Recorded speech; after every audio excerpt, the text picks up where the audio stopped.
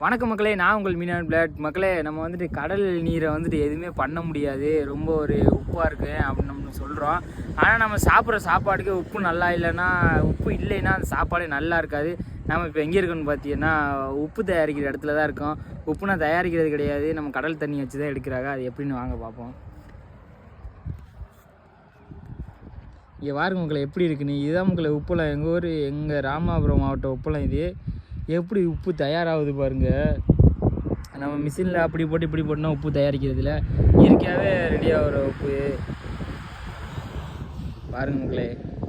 நம்ம கடல் நீர்லேயும் ஒரு விதமான உணவு இருக்குது மக்களே. பாருங்க, மூட்டை கட்டி வச்சுருக்காப்புல, ரெடியாக இருக்குது போகிறதுக்காக. நீங்களே அதிகமாக உப்பு சாப்பிட்ற ஆளாக இருந்தீங்கன்னா கமெண்ட் பண்ணுங்கள் மக்களே.